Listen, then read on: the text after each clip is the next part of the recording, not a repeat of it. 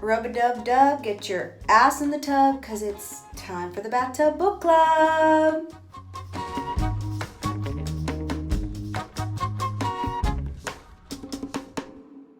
What's up, bibliophiles, beer connoisseurs, and bath lovers? My name is Anna, and this is the Bathtub Book Club. The book club where every week I take a bath, read a book, drink a beer, and share my experience of those 3 B's with you. So I started the Bathtub Book Club because I had started reading my way through the Rory Gilmore Reading Book List Challenge a couple years ago. If you haven't looked it up, go online, look up Rory Gilmore Reading List Challenge. It's basically a master list of every book she has ever seen reading or every book referenced in the entire Gilmore Girls series. It's like 329 books total or something. So I started working my way through that a couple years ago and then added in a couple books from my own personal reading list of stuff that was new and current and that I was interested in. So I figured, you know what? I love beer. I love reading. I need to take a bath once a week to just like decompress and de-stress and self-care the fuck out of this life. So now I'm sharing those experiences of my weekly bath with you guys. So you guys can join the Bathtub Book Club on Facebook, Instagram, and Twitter at the Bathtub BC. And if you want to be a member of the Bathtub Book Club, you can find me on patreon.com/the Bathtub Book Club. And you can join me in a weekly members-only book club meeting and also get access to other members-only goodies. So now that that's out of the way, let's go into the 3 B's of this week. So bath stuff first. You guys, woof. This wiped me out. I had to go into overdrive self-care mode after reading this because I was freaking exhausted. It was energetically draining reading through this book. Bukowski is a fucking energy vampire. It drained the life out of me. I was just so emotional roller coaster the entire time. So I needed to go extra self-care hard this week. So my bath stuff is a blue bath bomb by 2 Little Angels, I think. And it's called Fun in the Shower. I thought that's appropriate considering Bukowski and Notes of a Dirty Old Man. And right now in my hair, I have a clay mask from Yes To Target All Day, baby. It is a soothing hair clay mask with tea tree and sage oil mixed into a creamy clay to help calm and soothe an itchy scalp. I was running my hands and pulling out my hair so often while reading this book, I had to do some restorative damage control. So I have a hair mask in my hair right now. And also because I was so exhausted and energetically drained reading this book, I decided to give myself another Yes To 2-step eye kit for bye-bye under eye baggage. It is cucumber, caffeine, and avodia fruit to keep your skin calm while waving bye-bye to visible under eye bags and dark circles. So I'm doing the little applique soothing part right now, and then after that I'll put on the anti-dark circle eye treatment moisturizer thingy that it has. Yeah, so that's my bath stuff for this week. I needed to do some major repairing to counter the effects of this hot mess right here. So now that bath stuff is out of the way, let's talk about the beer. So as you guys know, every week I pair the beer to match the theme of the book or the title of the book, and I do my best to find a good fitting. And this one was pretty intuitive and self-explanatory and obvious. Like, come on. Arrogant Bastard Ale for Notes of a Dirty Old Man by Charles Bukowski. I mean, can you get any more on the nose than that? So let me read the description of this beer to yous. So, Arrogant Bastard Ale. And it says, "You're not worthy." Okay, Wayne and Garth, we're not worthy. We're not worthy. All right, here we go. Here's a description. Arrogant bastard ale. It starts with the definition of the word arrogance, which is to act or the act or quality of being arrogant, haughty, undue assumption, overbearing conceit. Yeah, it's pretty accurate. This is an aggressive beer. Still accurate. You probably won't like it. Very accurate. It is quite doubtful that you have the taste or sufficient sophistication to be able to appreciate an ale of this quality and depth. Like, did fucking Bukowski write this description himself?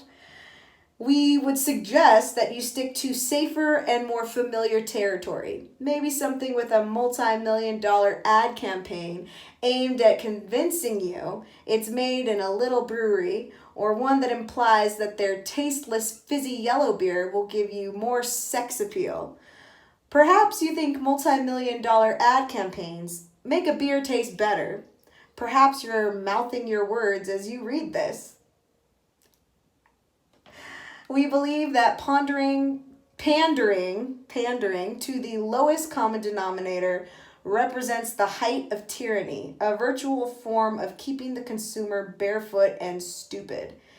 Brought forth upon an unsuspecting public in 1997, Arrogant Bastard Ale openly challenged the tyrannical overlords who were brazenly attempting to keep Americans chained in the shackles of poor taste. Since the very beginning, Arrogant Bastard Ale has revealed in its unprecedented and uncompromising celebration of intensity, there have been many nods to Arrogant Bastard Ale, even outright attempts to copy it, but only one can ever embody the true nature of liquid arrogance. If that doesn't scream Notes of a Dirty Old Man and Charles Bukowski, I don't know what does, because it sounds like the fucking dirty bastard wrote it himself. So that is Arrogant Bastard Ale. Yeah, by Arrogant Consortia, Escondido, California, and Richmond, Virginia, made in the USA. Arrogant Bastard Ale. Wow. Yeah, that's self-explanatory. So, now that we have the spot-on description, here's a look at the beer, you guys. It is a nice, rich color. Almost matches the bottle. Definitely on point with the color schemes going on for this book. And I'm serving it in a Stange glass because I don't know if you saw the intro episode to the Bathtub Book Club, but I bought the Beer Bible by Jeff Alworth. And so as I'm drinking my way through each of these beers, I'm also reading up on the different styles and learning a bit about it because I want to increase my beer knowledge and my beer savvy, craft beer savvy. So let's give it a smell. Ooh, it's got a good smell. It smells like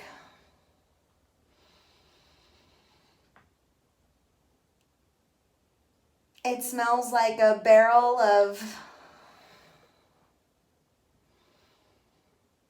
robin's blood in your mother's butthole. Let's just stick with that. Cool. So it has a nice smell. I still don't know how to describe I don't know what to do with my descriptions. I'm working on that. But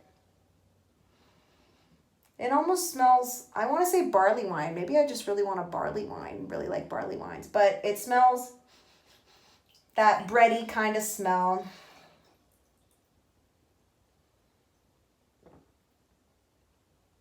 It has a very strong aftertaste. Kind of like Bukowski. Very strong aftertaste.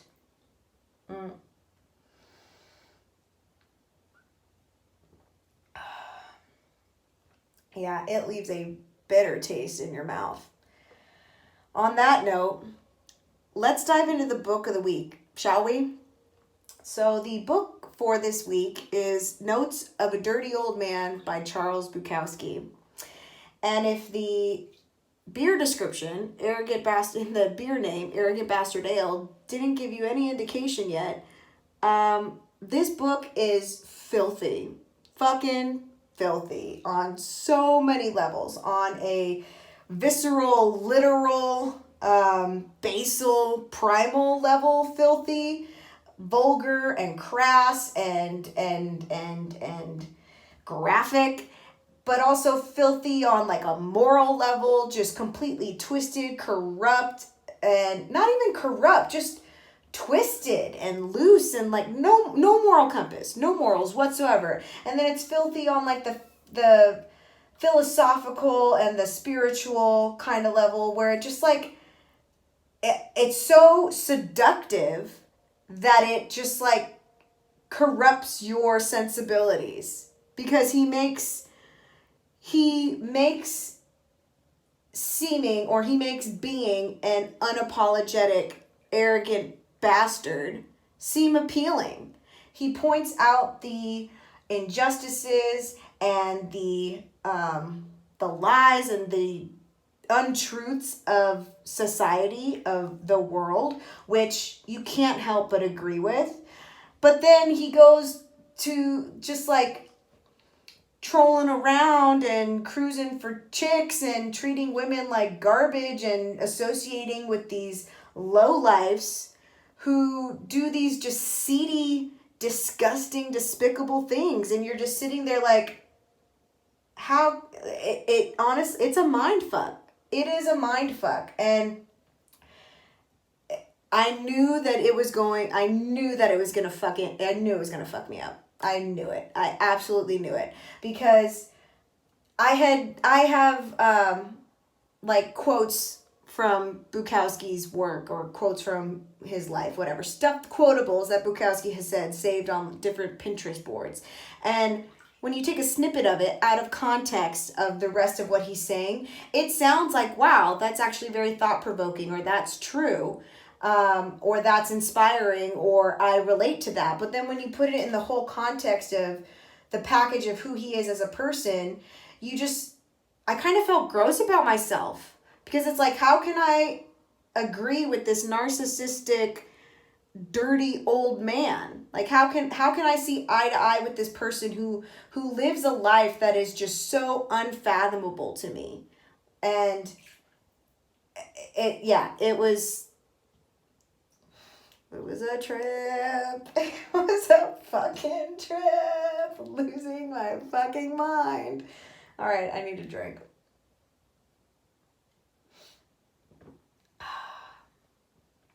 Damn, you guys.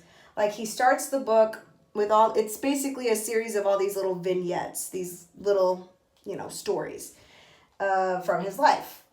Whether or not they're completely factual, they're total fiction, they're exaggerations of the truth, exaggerations of his life, I can't say. I don't know. And I also wasn't interested in doing any background research, because it's like, I'm just going to read this book and, come to my own conclusions. So yeah, it's just a bunch of these little snippets, and you're reading through these stories about people that he knows, or personal stories of his, or stories of other people that he's sharing. And it starts off hard. It is just like from the get-go in there, where he just goes for it. Let me get my notebook. And let's read some quotables, because this is just, I mean, damn.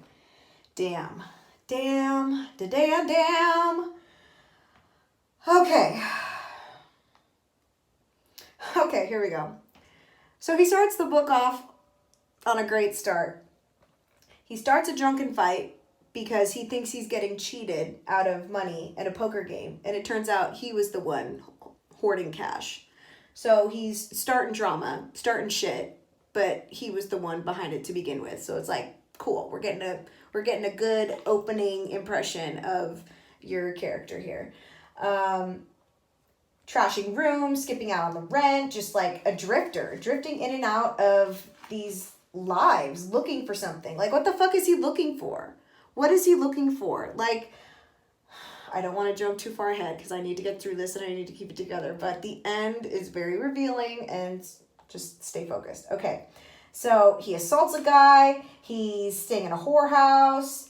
And okay, so let's talk about that, because that is a reoccurring theme throughout the entire book of what he shares. The way that he talks about women, the way that he and the guys he associates with talk about women, is they're just pieces of meat.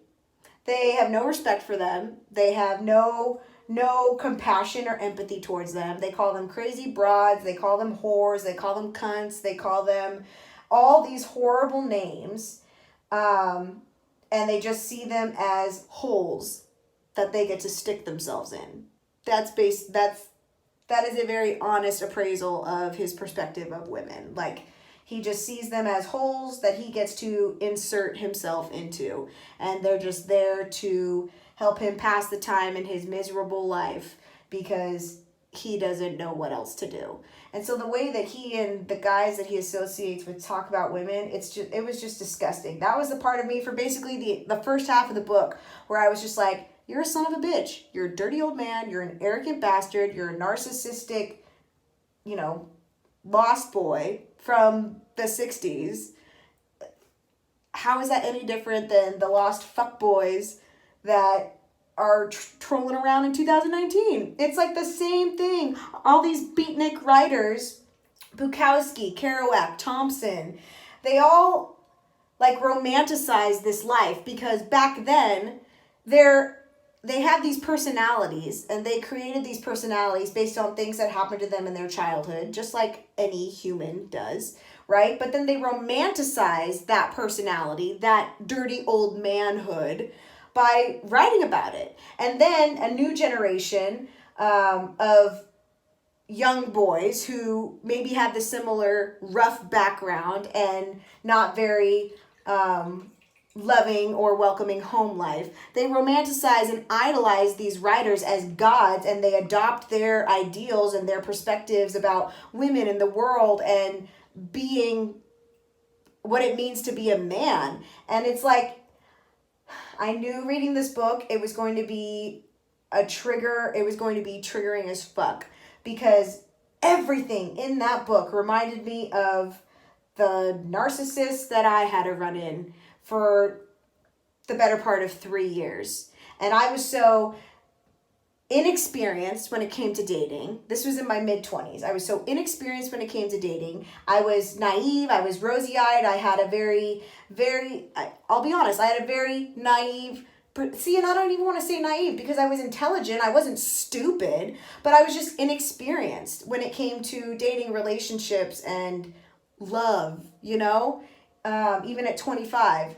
And so I just had a very high standard. There we go. I had a very high standard of what I thought love and relationships were supposed to be. What I thought how I perceived love and relationships. So when I got swept into, when my empathetic self, when my compassionate, loving, optimistic, positive self got sucked into the unresolved emotional baggage of this narcissist, he dragged me down to wallow in the abyss with him. Like, there were so many times in the 3 years that we were in each other's lives where he would say these tragic things like, oh yeah, I'm probably going to die by the time I'm 35.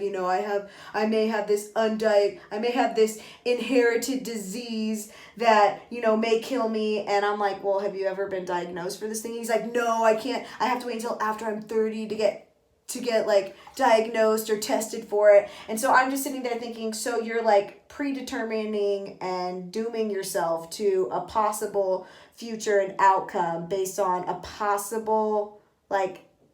possibility of something. He just lived in this tragic mindset of, oh yeah, I'm probably going to die young. And he also was a writer. He was an engineer and a writer, super intelligent. And I was just the hype girl. I was just there, positive, optimistic, dancing little Keebler elf, totally fucking oblivious and unknowing, because I had never encountered a person like that before. That was not my life. That was not an experience that I knew before. And so I was the cheerleader, like, oh, you got this. You got to do your writing. I totally believe in you. And like bought him a leather journal and was just totally supportive and like basically wrapped all of my good love and energy and good intentions around his unresolved emotional baggage and his darkness. And it culminated to a point where I was sucked dry. He basically only wanted me around at his convenience, when it suited him, when everything was at his convenience.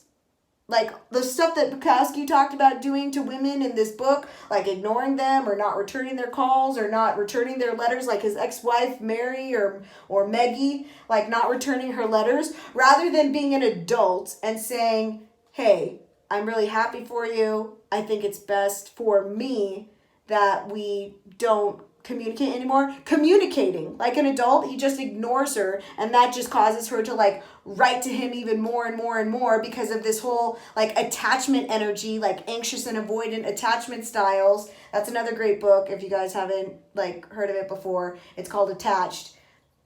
Fan-freaking-tastic. But I read through that and I was like, yeah, that was my life. That was me playing out that pattern, that behavior, that energetic interaction of he's the avoidant and I was anxious because he wasn't giving any kind of affection or attention or friendship whatsoever. It was all him, taking.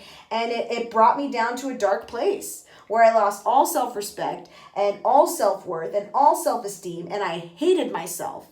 I basically became him.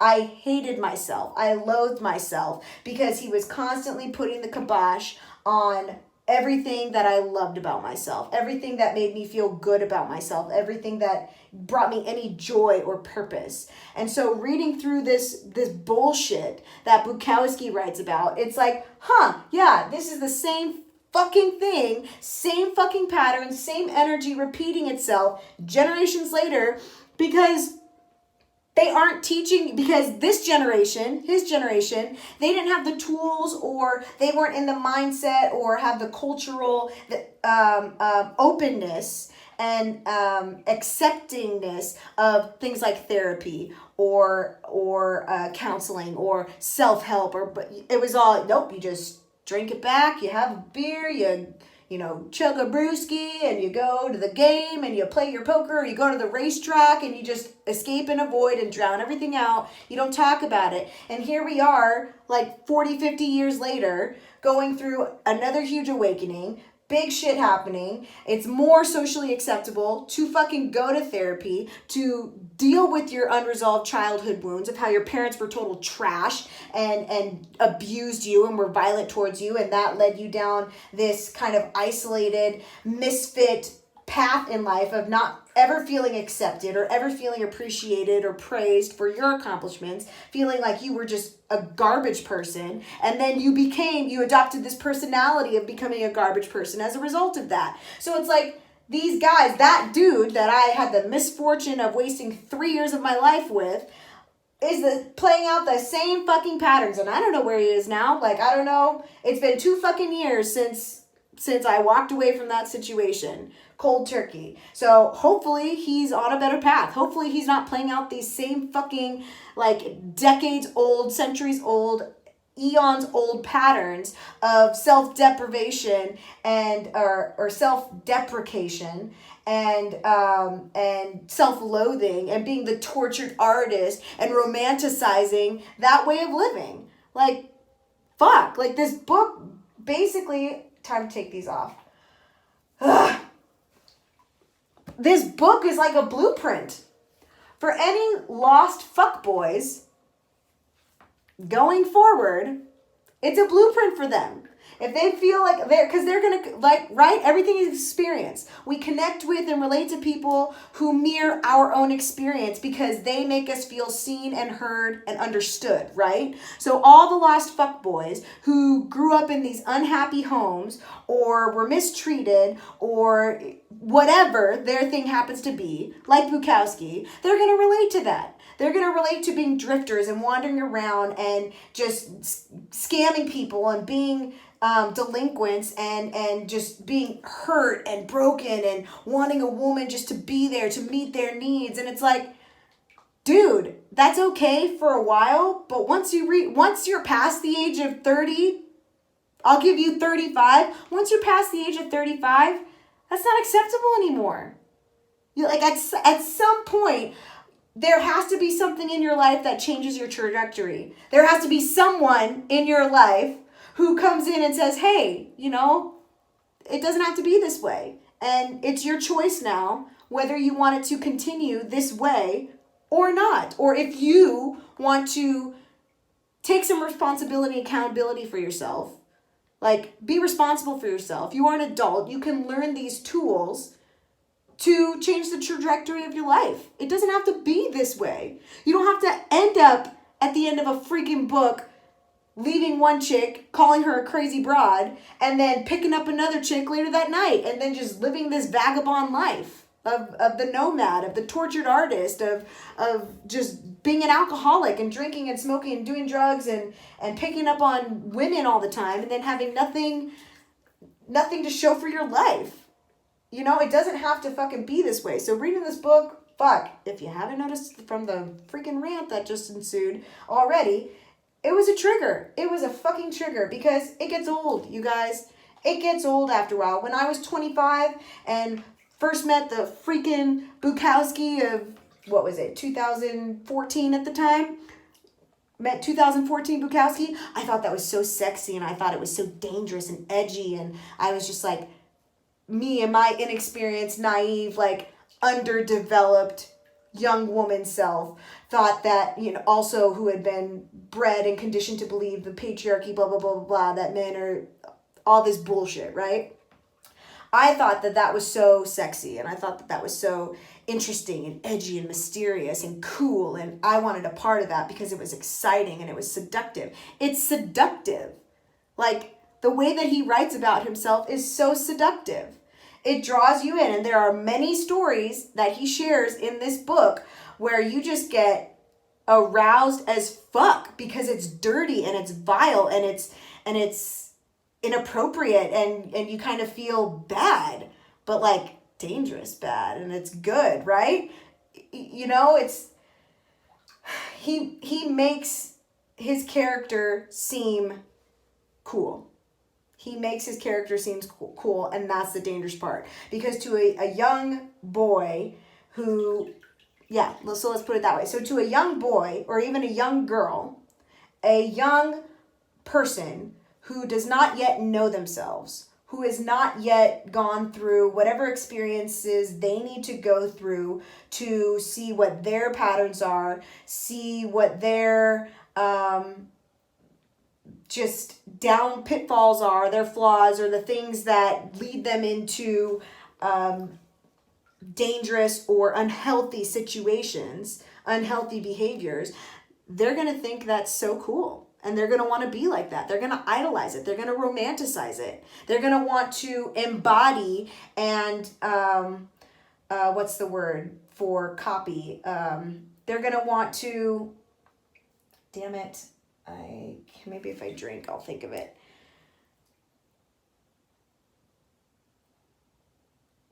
The word for copy, basically, that I can't think of right now. They're going to want to be like that. They're going to want to be like that. And it's only going to continue a destructive pattern. Like this, it's only going to continue a pattern of hurt and destruction and unhealthy behaviors. And luckily, by whatever fucking stroke of luck I happened to see the behaviors and see that I don't like the way that I feel in this situation. I don't like the way that this person treats me. I don't like the way that this person makes me feel. I don't like the way I feel when I'm around this person. And of course, they like being around me because they like the way they feel when they're around me because I make them feel great about themselves. I'm like basically blowing sunshine up his ass, fanning his flames, inflating his ego with all of these hits of attention because I want so desperately for him to, fulfill himself. So it was like as soon as I recognize that, it's like, no, I'm done. I'm good. I'm solid, bro. Good luck to you. Good luck to you. Hope it all works out. I don't want anything to do with this. I don't want anything to do with this. And as I was reading through this book and seeing these situations, I'm like, fuck, dude. Predicting the fucking future. Same patterns, same behaviors, same kind of, the language may be a little different, because they're in that beat kind of time of American history where it's all like, hey, baby, let's go get in the car, and you know what I'm talking about. So the language may be different, customs may be a little different, cultural context may be different, but the energy, the patterns, the behaviors are the same. And then when he gets to the fucking end, I was so mad. I was so freaking mad when he gets to the end and he finally revealed. I knew he was fucking holding out on it. I knew he was holding out, like just dangling that carrot, waiting. He was the entire time he's sharing all these stories of how he's just a garbage person, how he's a shitbag, how he's a total just disgusting human being. Just the way he talks about women, the questionable situations he gets himself into, going in and out of brothels and whorehouses, the amount of time he spends at bars, the running in and out of different places and rent and this and that. Like, he just paints this picture of himself of being just a disgusting person. That you can't help but hate him. You can't help but despise him. Because when you're coming from your own healthy, balanced, as he calls it, socially adjusted or normal perspective of like you're a sheep, basically, okay? When you're coming from that perspective and things in your life are good and you strive towards a standard of, good energy and good vibes and good people and being nice, treating people nicely and well. When you're coming from that perspective, you see everything he does is disgusting and corrupt and twisted and off-center and just gross, right? So the whole time you're hating him. I hated him. I was just like, wow, okay, great. Skipping out on another woman. Okay, great. Calling another woman a whore. Oh, awesome, cool. Throwing the word cunt in there another time. Cool. You're a gem. You're a real keeper. You're really giving women a reason to want to associate with you by calling them all these wonderful things. Like, who wouldn't want to spend time with you when you have all these wonderful things to say about not only women, but the other people in your life, right? You hang out with these seedy, sketchy, shifty people who are also from, broken homes, okay? And you just like play the observer, sitting on your throne of judgment, passing judgment on everyone else because you're just observing and watching and you're just letting things happen. You don't step in and like you're a coward. You don't stand in for anything.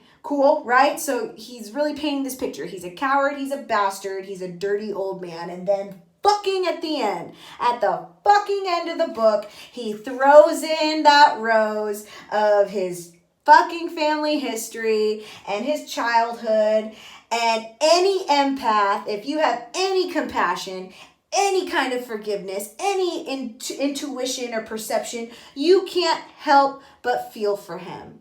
And I knew that was gonna fucking happen. I cried when he threw that in at the very end. I cried because of course I felt for him. Of course duh, nobody chooses this way of life. Nobody chooses it knowingly. Maybe subconscious, they know on a subconscious level it's not. Nobody knowingly chooses that way of life. Like, what is your life? Nobody knowingly chooses that. Nobody consciously chooses that. And so the whole time I'm sitting there thinking, okay, I'm waiting for the shoe to fall. I'm waiting for the fucking shoe to fall. Okay, what happened in your childhood? What was your family life like? What happened in your childhood? Already knowing, because I had gone after dealing with the fucking narcissist who fucked me over and broke me in. I spent a few years in therapy going through my own healing and self-awareness and growth and self-development and learning how to overcome that and forgive myself and forgive the other, all that shit. So I already knew going into this, What's the background? What's the history? Where is this coming from? And when he drops it on you in the last 10 pages of the freaking book, I cried. I fucking cried because I knew it was going to be bad. Nobody lives this kind of life without having experienced something so traumatic in their formative years. No, nobody. And so when he tells the story of his dad and that moment in the house, I cried for him because I was thinking of the fucking narcissist and the same thing. And I was angry. I felt for him. I felt for them because I'm a fucking compassionate, empathetic person. And like Bukowski says, I root for, he says he doesn't take sides. He roots for the human spirit. I root for the human spirit. I want everyone to experience love and joy and happiness and fulfillment. And and that's why getting off track. I felt for them. And so I cried because that's awful. No one should ever have to experience something like that as a child, ever. And that's awful. That's awful that's what he experienced. Terrible. Just disgusting. And then again, you have like the insight to think like, oh, what did his father who put him through that situation experience? Like, right? These generational, ancestral, karmic patterns, behaviors, beliefs, bullshit that trickle down. And unless you make the choice to put a stop to it and say, you know what? I forgive. I'm going to do something different. It's just going to keep on happening. So I felt for him and I cried. And then I thought of the own one that came into my life.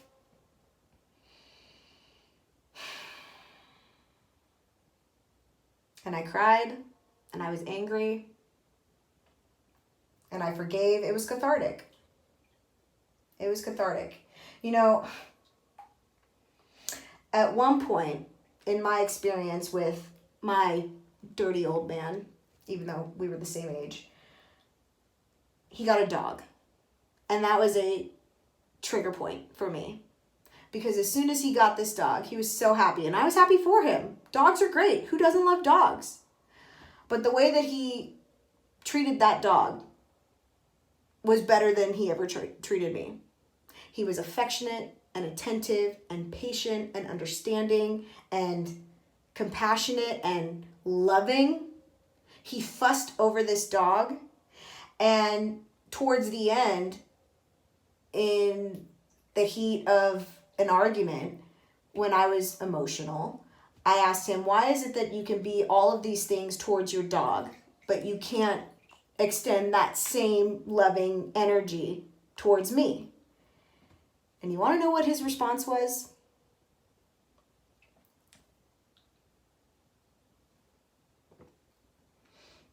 He said, because you have a frontal lobe, so you have the ability to control your emotions.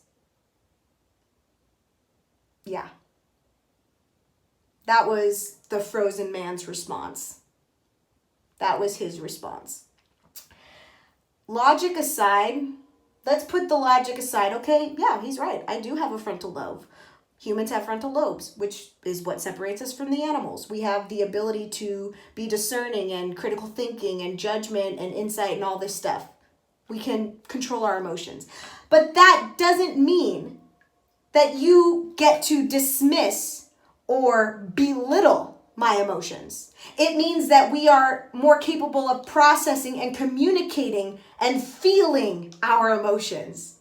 So put your fucking logic aside, frozen man.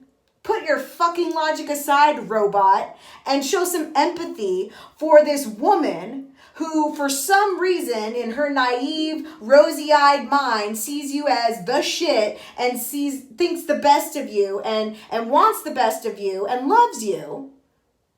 And maybe throw her a fucking bone. Maybe throw her a bone and say, I'll work on that.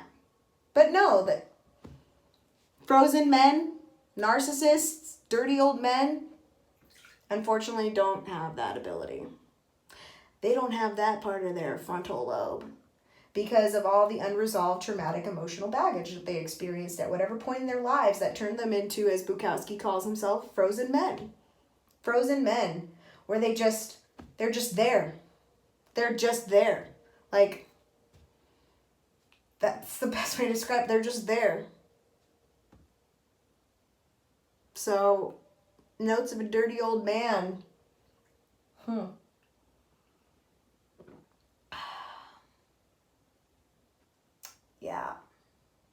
Yeah. I hated him. I loved him. I mourned for him. It's not pity. It's not it's not sympathy. That's awful. That's empathy. That's awful that you experienced that. And I'm sorry you experienced that. But that doesn't mean you get to treat me or any other person or woman like garbage because someone treated you like garbage. Choose a different path. For Bukowski's generation, unfortunately, they didn't have the tools to do that. It wasn't socially acceptable to talk about the tools to do that. Our generation is different. So the frozen men that are out there now, you really have no excuse. Because I know dozens of women who have guy friends who they support and show up for and are there for and encourage and nurture and mother, basically. And point out these, there are women who are the new wave of pointing you in the right direction. If you're stuck in a point in your life, if you feel like a frozen man, there are plenty of women out there who are leading the charge to be supportive and encouraging of you and lead you to whatever help you need to heal that, to resolve that, to break that pattern for yourself. There's no excuse anymore. There's no excuse for dirty old men. There's not. And the tragedy of the personality he developed as an arrogant bastard or a dirty old man is that he's not at all. But and that was the other thing, reading through this freaking book and trying so hard not to like him and so hard not to root for him, but not being able to help but root for him. Because there are men who didn't experience that and are actually truly assholes, garbage, just filth.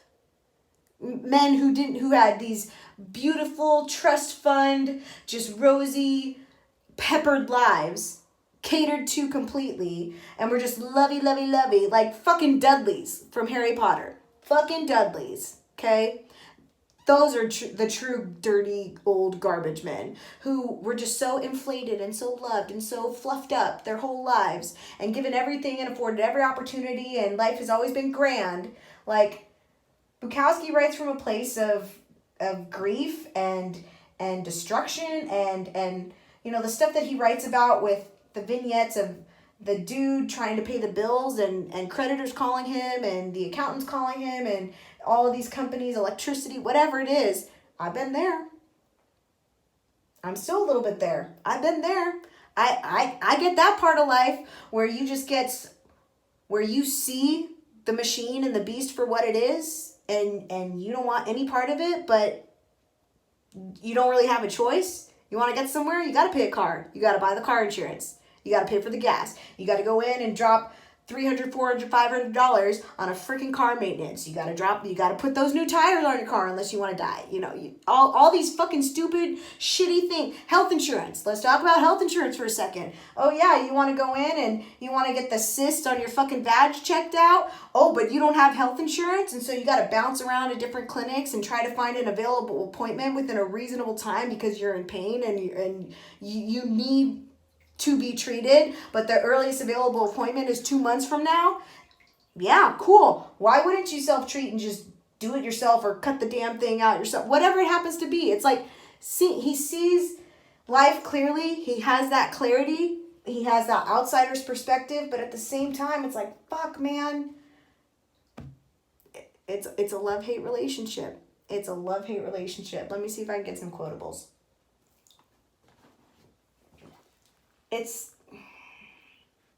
I didn't want to agree with him at all. I wanted to hate him. Just like fucking 2014 narcissists. It's seductive, the way that they see the world, because when you've been in those places and you understand, you get it, and you know where it's coming from. Oh God. Yeah, so him being a frozen man and just letting things happen. The story about him being in the car and the guy driving and it's raining and the guy speeding and like cutting lanes and going around traffic and he's just sitting in the back seat and he thinks to himself, oh, well, I thought this is it. It doesn't matter really. It doesn't matter at all. So you're about to die and it doesn't matter. Like, you do nothing about it. You just sit there and potentially let it happen. And since instead of saying something, hey, slow down, dude, you're driving too fast. Slow the fuck down. I don't want to die because you're being an idiot. Like, no fire, no conviction, no gumption whatsoever. Just frozen man sitting, observing, and letting life happen to him instead of inserting himself in any kind of way other than into women. Where he talks about the reasons why men go to the racetrack, totally understandable. You know, if you can't pay the bills or you're trying to, get up on your luck and, pay the rent or pay the car insurance or put some gas in your car or feed your kids or you alimony to your ex-wife, child support, whatever it is. The reasons that he talks about men going to the racetrack, totally understandable. That's relatable. That is human. That is... And then at the same time, you going to go every day? Like, are we going to avoid life forever? It's like his conclusions about and observations of why people do things. Yeah, I understand that. That's valid. That is valid. Feeling that way, thinking that way, acting that way in response to A, B, C situation. Completely valid. Does that mean it's healthy? Does that mean it's constructive? No. Going to the racetrack to try to avoid your problems may be valid. We all have escapist tendencies, whether it's fucking binge watching Netflix or going into the social media vortex or just hanging out at the bar all the time. Whatever our vice happens to be, we all have fucking vices. We all have fucking vices. The vice isn't the problem. The vice is valid. But is the vice constructive? Is the vice healthy? At what point do we assume responsibility for our own lives? At what point do we do something? At what point do we do something? Like, fuck, if I didn't do anything about the situation I was in with the narcissist and the fucking cycle of the fighting over and over and over again, the same fucking argument, but it's not digging in, and I think I'm being clear and communicating my feelings, and he says that he's observing it, but then the behavior doesn't change, but then I also don't just leave. Like, if I hadn't left, it'd be the same fucking head-banging cycle over and over and over again. It was because I left that my health fucking got better, that my life got better, because I was no longer going through this same cycle that was causing me pain and anxiety and depression and insecurity and all of these heavy, intense, yucky feelings that weren't constructive and weren't healthy. So talking about the racetrack, great, you're observing why, but then there's that action piece. Observing is not enough. At a certain and it can be however long. It could be after a month. It could be after a year. It took me 3 years to identify the pattern and then do something about it and cut it off. Some people it takes 5 or however long it takes. It's going to take however long it takes, but at a certain there has to be a threshold. There has to be a certain ending point to where you choose that, where you just get tired of your own bullshit. where you get tired of the bullshit. Like, he gets tired of these dames, these crazy broads, but then he just goes out and picks up another one. It's like, aren't you tired of your own bullshit after a certain point? Do something different. Do something different. God damn. Like, and that's why it made me so angry, because you're not doing anything different. You're just romanticizing this life of sleeping with a bunch of chicks and being a tortured artist and trying to get your stuff picked up. And he did coin the phrase spill the tea, though, because in the book he says, he shares this pretty, like, out there story, and then he says, I hope this made you spill your tea. And he's like the OG spill the tea guy. I thought that was funny. Because he would hate it. He would hate that it's like a trendy thing now. That would be so not Bukowski. And then, yeah, he says, I have no sides except the side of the human spirit. And it's like, yes and no. Sure, you can be an observer. Sure, you can be neutral and just root for the human spirit. But you're just going to let all this shitty stuff happen? And at the end of the book, it totally makes sense why. Because he's the frozen man. Because of what happened to him as a kid. That unfortunately, he and men of his generation did not have the tools or the social support to utilize to heal those wounds, to resolve those issues.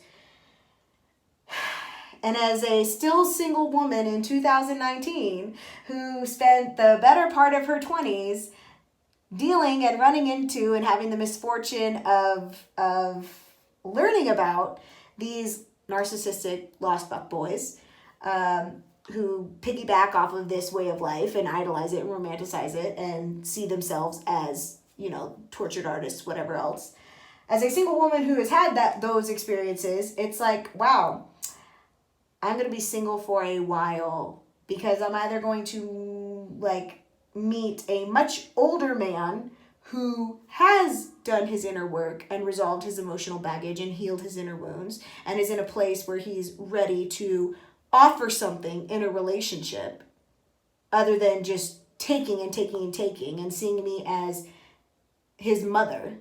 Like, looking for a partner who's just going to be his mother and take care of him and just be a good woman and not ask too much of him, as they say, as he fucking says. Just a woman with a nice house and a dog who doesn't ask too much of you and isn't too demanding.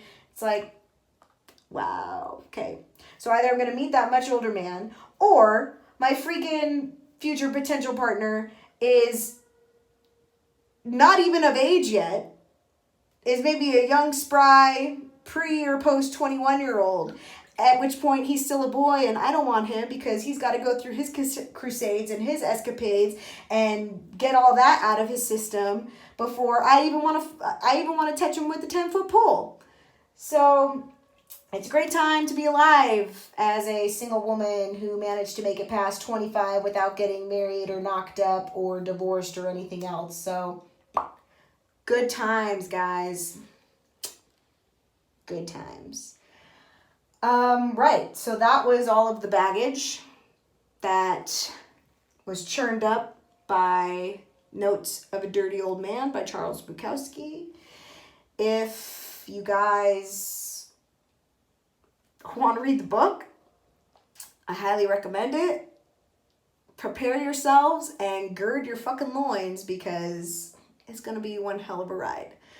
And if you would like to join the Bathtub Book Club, you can find me on Instagram, Facebook, and Twitter at the BathtubBC. If you would like to be a member of the Bathtub Book Club, you can find me on patreon.com/Bathtub Book Club and participate in weekly members-only book club meetings where we dive into the shit and we talk about beer and drink a beer together and talk about our self-care bath stuff. That is very much needed after energetically draining experiences like this and life in general. So I hope you guys enjoyed this week's episode of the Bathtub Book Club. And until next time, cheers.